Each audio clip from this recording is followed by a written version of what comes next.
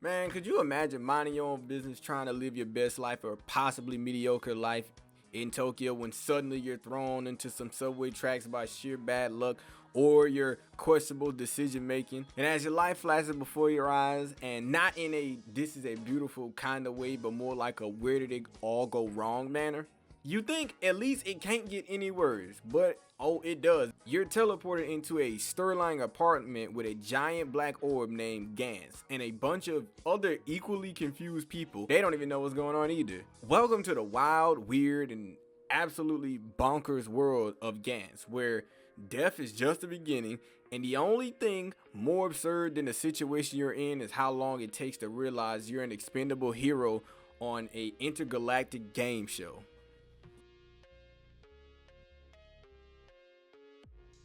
Kei Kurano, your average horny high schooler who's probably too jaded for his own good, and Matsuru Kato, his childhood friend with the heart of a golden retriever, find themselves caught in the kind of situation that makes you wish you just stay home. They die, but like any good sci-fi horror manga, worth its weight in nightmares. Gantz doesn't let them rest in peace. Instead, they're resurrected in a strange apartment with strangers who, spoiler alert, are just as dead as they are. Their new landlord, a spherical black orb with the personality of a broken vending machine, Gantz. The orb promptly informs them that they're now part of a high-stakes alien hunting game where failure means not just dying, again, but dying in the most brutally creative ways possible. The prize for surviving? Points. And no, it's not like your typical get a high score and unlock a new skin kind of points. These points can grant you the ultimate reward, freedom, or resurrection of a friend, or an even bigger weapon of mass destruction. But hey, freedom is kind of overrated when you're already dead, right? Masaru Kato is the moral compass, or at least he tries to be. Though Gantz doesn't really reward niceness, his constant attempts to do the right thing usually ends in tragedy, making you wonder if altruism is just the universe's way of playing a cruel joke. He's like the friend who always says, hey everybody, let's all calm down, right before everyone else sets the room on fire. And let's not forget about Reika, the idol who proves that fame is useless when you're dodging alien claws, or Nishi, the sociopathic teenager who treats the game like his own personal murder spree. Each character is more flawed than the last, making them all the more human and hilariously tragic. Their collective dysfunctionality becomes the backbone of the series, as they're all forced to rely on each other despite all being terrible at it.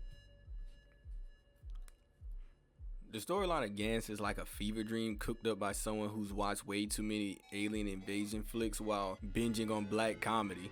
From hunting down green onion head aliens that look like a reject Pokemon design to fighting against super evolved creatures that could double as the final boss in a horror RPG, the missions grow increasingly insane and deadly, but beneath the blood-soaked, guts-ripping, eye-popping action, there's a surprisingly deep exploration of essential dread, human nature, and the absurdity of life and death.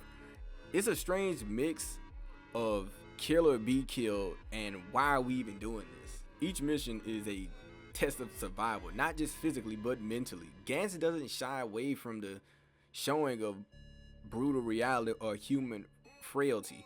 Characters are torn apart both literally and figuratively as they face the relentless onslaught of enemies and their own inner demons. It's like a cosmic joke where the punchline is your inevitable demise, but you can't stop laughing because if you do, you'll cry, and no one wants to cry when their guts are being splattered across the pavement.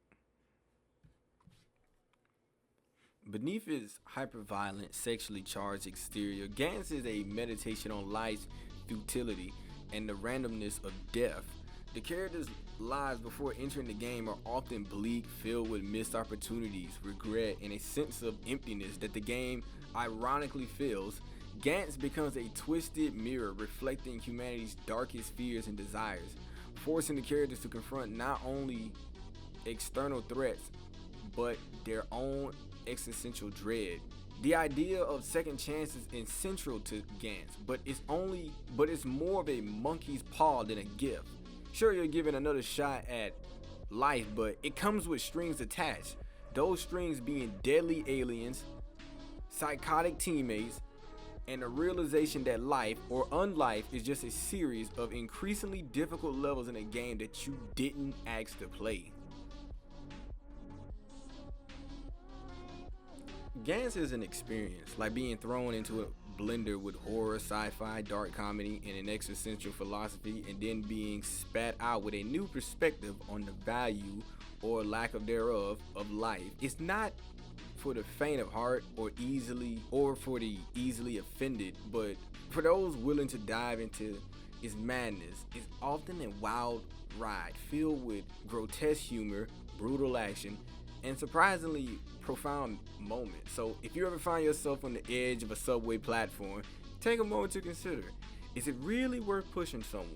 Because in the world of Gans, the consequences of that split-second decision might just land you in the most insane, grotesque, and oddly captivating game of your life.